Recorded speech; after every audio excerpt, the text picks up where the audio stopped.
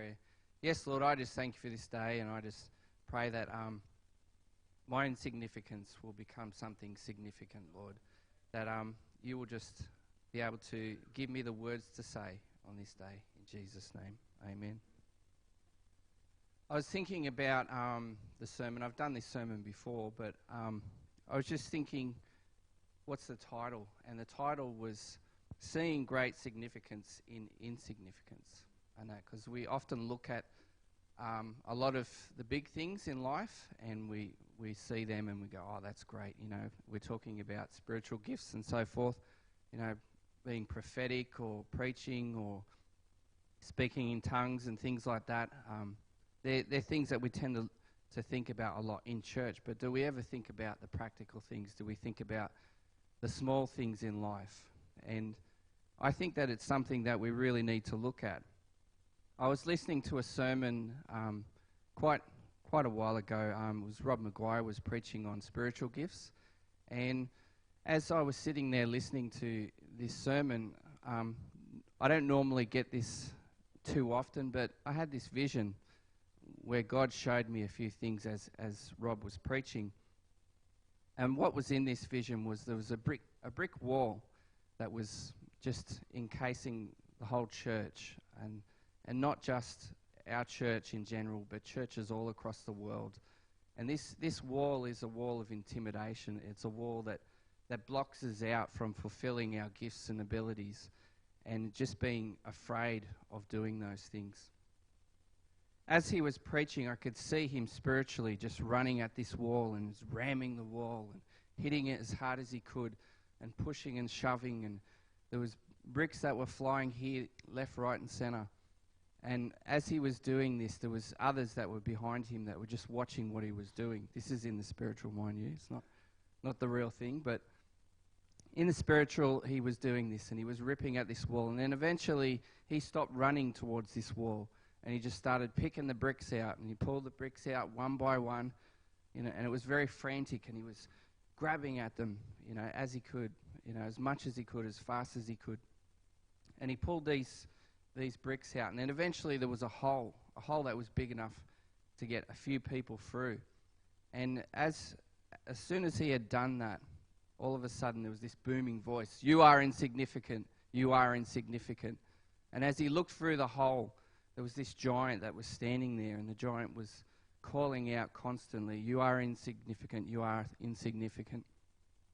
And as the giant did this, he just stood up and he looked through the hole and he said, "You're the insignificant one, not these people. These people have gifting and abilities that far outweigh anything that you can do. And that's because of the Lord God Almighty who is behind them." And as he did this, he started pulling people through the wall, and they went past this giant. And the giant was just, you know, calling out as he does, you know, trying to intimidate them. Didn't work. They just kept going through this wall. And as this happened, there was others that were standing there, and they were intimidated and they were afraid, and they said, I can only do this. I can only do that. You know, I'm a cleaner. I'm just a person that does these little things. I'm a carpenter. I'm a butcher. I'm a baker, a candlestick maker, whatever. And they were looking at their natural gifts and saying, you know, I'm useless. I can't do this. And then all of a sudden, the vision ended right there, and I was like, oh, geez, this is not great.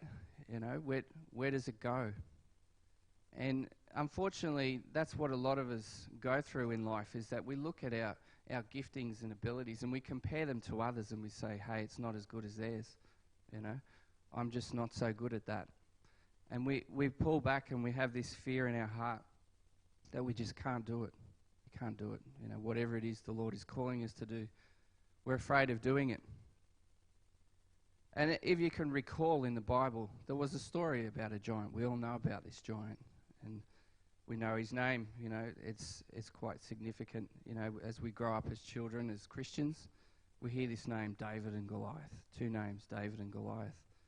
Now, before I read a verse to you, I'll just share something personal for me about this story. I hope that you don't get offended in any way, but I'll just share how I felt about this story growing up.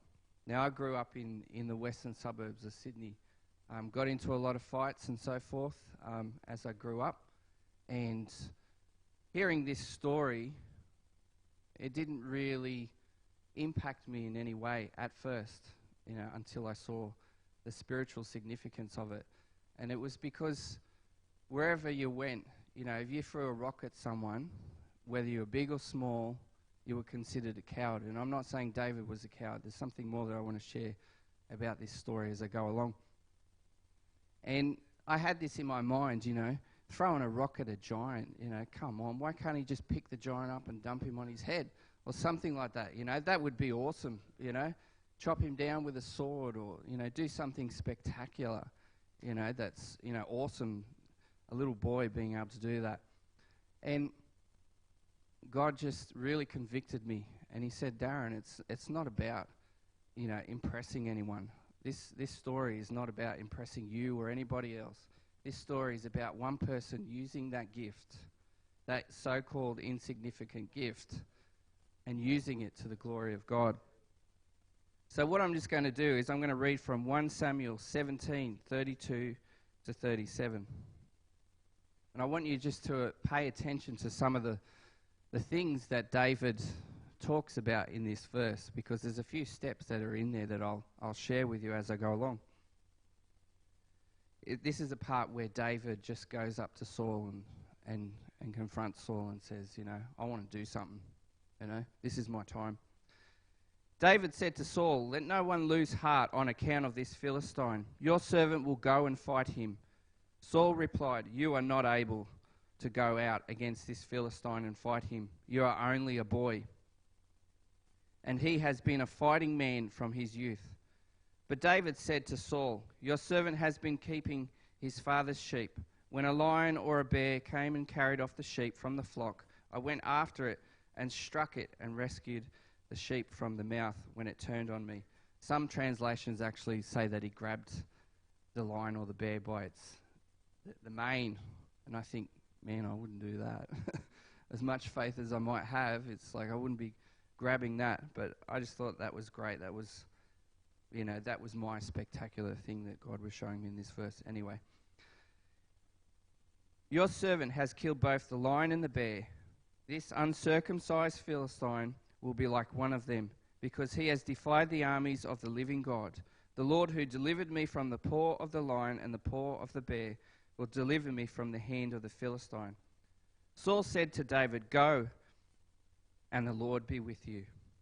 Now, Saul must have thought he was a bit cracked, this little boy wants to throw a rock at a giant, What's the chances of him connecting that stone with that giant's head?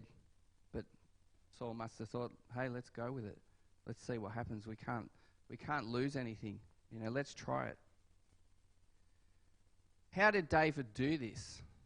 I thought to myself, how did he have this ability to just go out there and just say, hey, I'm going to get this giant, I think about it. I've had many fights, when I was a teenager, and even fought people that were much bigger than me. But the thought of throwing a rock at him just never come into my mind, because I could miss. I could really miss, and I'd be in trouble. But David had something within him from a young age, and these are some of the things that I focused on when I looked at these verses. The first thing that he said to Saul, what was it? Don't lose heart. Because the very thing that the devil wants to put in you is a fear of man, a fear of intimidation, a fear of losing out, a fear of being pathetic and a loser, and so forth. I've felt like that many times in my life, an absolute loser. I can even feel that right now as I'm preaching. I look at the door and I think that's it.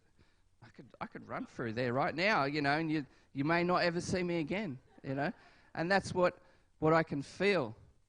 But God is saying you're bigger than that, you're greater than that, and you can do more than that, because He'll always try and intimidate you.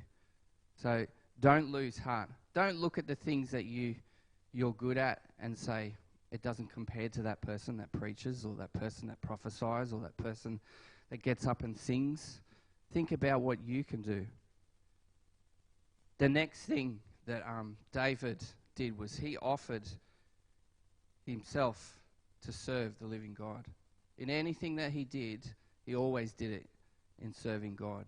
You know, when he killed the lion and the bear, it was serving God. You know, that was just his training ground. You know, throwing rocks at bears and lions and striking them down. That was his training ground. And the Lord used that. He was faithful. So be faithful and use your gifting. That's what I encourage you. The next thing, which is similar to the first thing, was he focused on the fact that he was not only a boy. Saul said this straight away, "You're just a boy." He looked at him, and I don't know how big, you know, David was at that time. You know, I think some say he was around 12 or something like that. I could be wrong. But he was little, and this giant was massive. And this giant was old.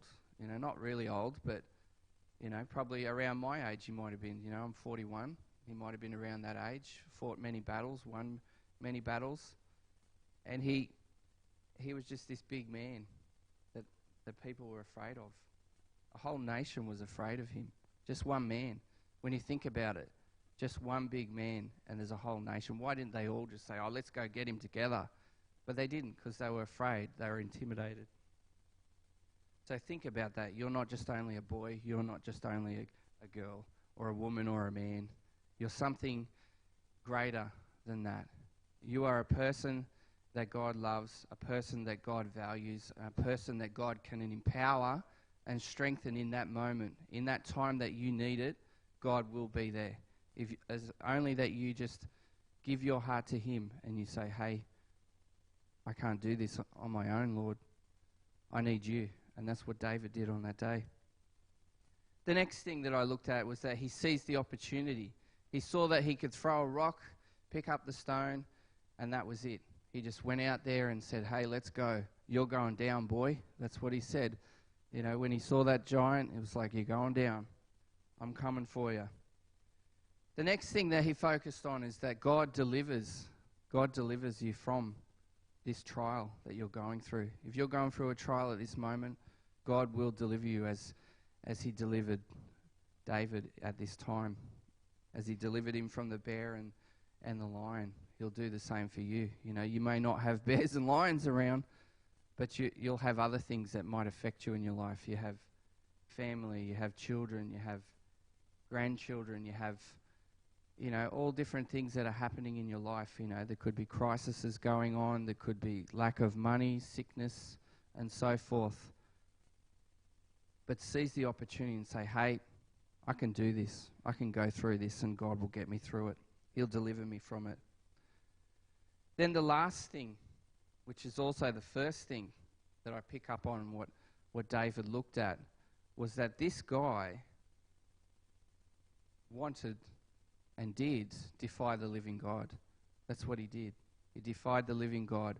And if you look at history, all different times in history, people that say that they're greater than God, people that say there is no God, people that say they're better than God, something happens to them. Maybe they don't get shot down or someone kills them or, you know, that sort of thing. But eventually, even if they live a full life and they do all these evil things like Hitler did and many others, eventually they die and they're gone. And where's God in all this? He's still living. He's still carrying on. He's still here today. And he's here with us. So remember that. He was defying the living God. Not sheep. He was defying God. Just remember that. What I really loved about this story is that there was something else that was going on at this time when David went forward and killed that giant. There was many others that were there on that day. Many great warriors, seasoned warriors, men that were strong and fit and fought many battles, but they were afraid. They didn't have the faith that this little boy had.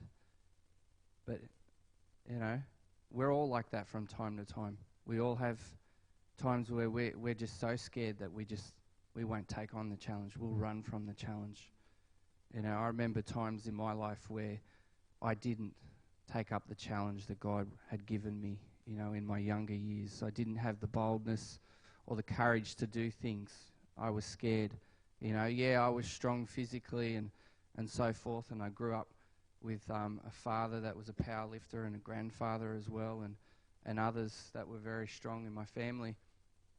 But I was still a person that was afraid.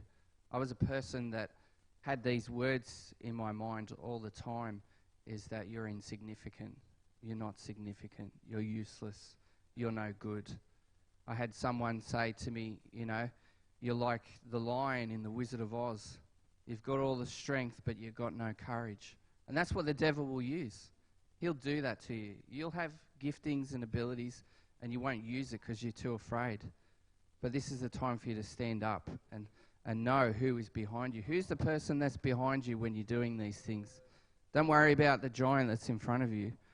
Worry about the one that's behind you.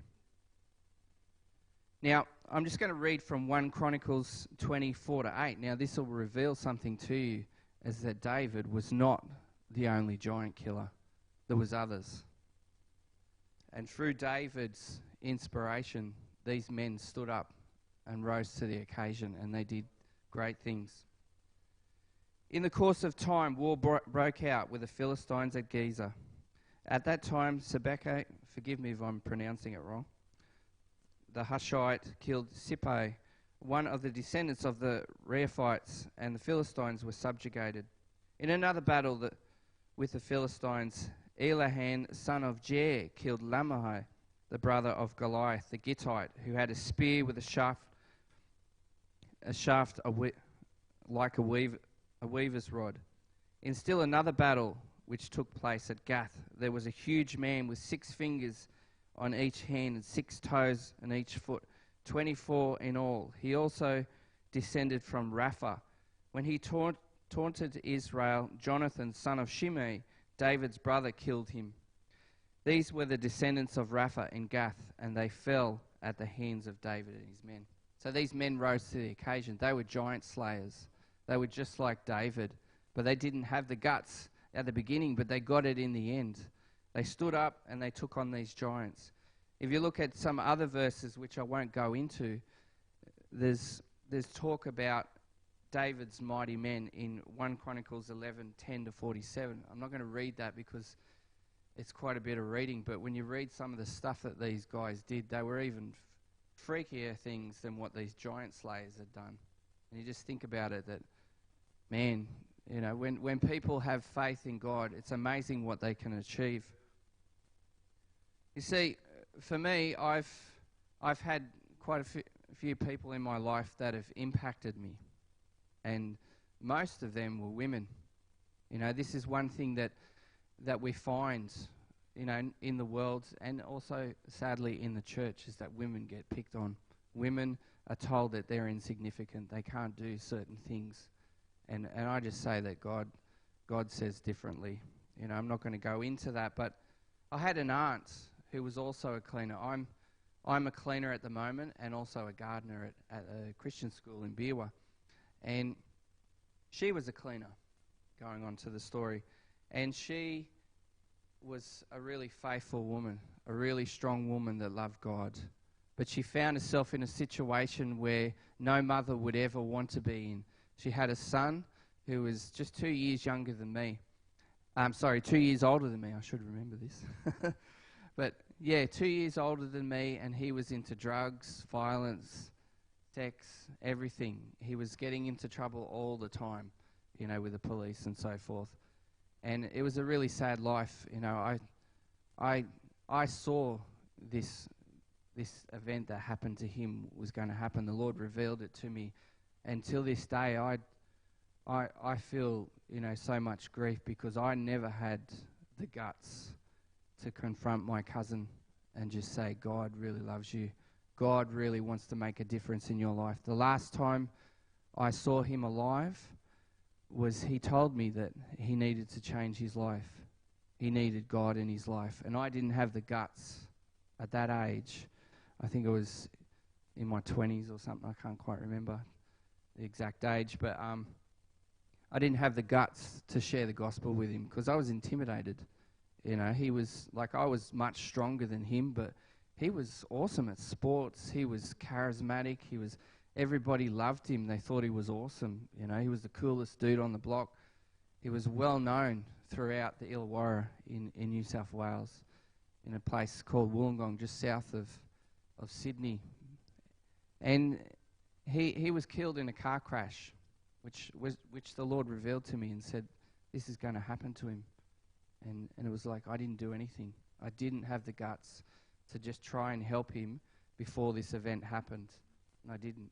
Not that I'm responsible for that, but I felt such a compelling love for him, but just didn't have the guts to do it. And yeah, he was killed in a crash. He was driving out with some friends. He wasn't actually driving. His best mate was driving, and they were celebrating a win on the horses, and they crashed into a parked truck. My cousin was killed instantly, and the guy behind him sustained so many facial injuries that you couldn't recognize him, and he had to go through so much surgery over the years. The other guy, his best mate, the driver, nothing happened to him physically, but he ended up in jail for that fateful night. And what happened was that, as you do when someone is killed and someone dies, you go to a funeral. And my aunt was at this funeral, and because my cousin was so famous in the area for his sporting abilities and that, there was about 500 people that were there on the day. It was so packed. I was supposed to be one of the pallbearers, but actually the whole soccer team took over and decided they'd carry his coffin. And all these people were there, and lots of them were drunk, absolutely off their face, and they were throwing bottles and money and all different things into the gravesite, and carrying on and swearing and filthy jokes and all this sort of thing. And you think, these weren't his friends. They weren't real friends. But my aunt rose to the occasion on that day, and she said, damn it, my son has died on this day, you know, the day before, I should say, the week before. He has died, and I'm not going to let any one of you leave this place until I share the gospel with you. And these were tough nuts that were there on that day. And she was just this cleaner. She decided she was going to stand her ground, that she had lost her son, but she didn't want others to die without receiving Christ in their life. And she was just amazing, and I've seen so many amazing things with her, and you know, throughout my life. And she talks a lot and all that sort of thing, and sometimes she talks too much, and I don't get that off her. But she's amazing. But you might think, oh yeah, I couldn't do that. I couldn't do that. I'm not a speaker. I don't have the guts to stand up and talk to a bunch of thugs. You know, forget that. You know, even myself, I'd have to think about it. You know, would I have the guts to do it on that occasion? You know, if it was my son that had died, would I be able to have the strength to do that? I don't know. I'd like to think I would, but maybe I won't. But I just want to share another person with you, another lady that's that impacted me. And if someone could just put on the screen just a picture of her and myself when I was young. She was an awesome lady. She was 75 years older than me. I was 25 at the time, and she was 95. And she was an absolute freak for Jesus. She just loved Jesus, and it was just amazing being around her. We worked together on a voluntary basis in a drop-in centre that eventually I took control of 90 volunteers at that time. And she was one of them, and she was the regular. You know, some volunteers were only there once a fortnight, some were there once every 2 months and so forth. But she was 95 years of age. Her name is Edna. Absolutely amazing. You know what she used to do? She'd be out the back buttering toast. And you know how long it took her to get to the place where she was? She walked 14 Ks every day, and I had to fight with her to get her in the car. You know, when I drive her home sometimes, she'd fight with me. She'd say, as long as I'm walking, I'm still alive, Darren. Get away from that car, boy. And she'd say that. And she was a quiet lady, but there was no way she was going to let me drive her home, because she was determined that she was going to serve God and she was going to butter that toast for those kids. But she didn't just butter the toast. She shared her story. She had many stories. She shared her love with them. She loved those kids. You know, it was about 150 of them turned up every day, 3 days a week, should say. And it was just amazing, you know, being around her. She was just a wonderful lady, and that was quite some time. And I don't know where she is now. I think that she would be with the Lord if she's alive today. She's going to be, I'm not good at maths anyway. I won't count it. But yeah, over 100, definitely. But, you know, we're not all like that. You know, we're all different. You know, she was very bold, and I loved her, and she was just amazing to be around, you know. And I see that as that's another little thing that the devil likes to pick at is that she's old. You know, she can't do anything. Oh, I'm too old. You're never too old. There's always something that you can do for the Lord. Now, I'm just going to show a bit of an illustration. You might have seen me come in early with a mop and a duster, and you're probably thinking, what's this idiot going to do? You know, is he going to clean the church or what? You know, no, I'm not going to clean the church. I'm going to just show you. I'm just going to show you what the devil sees when you start using your gifts. Just bear with me while I go get them.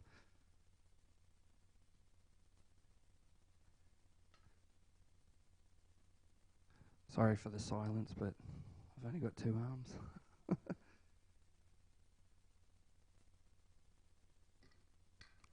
You just see a mop, you know, cleaning things and so forth, and you think about it, you know, it's just mopping, you know, what's that about, you know, what's this fool going to do? You know, I love being a fool for Jesus, and well, I'm actually not telling the truth. I don't like it, but I do it anyway.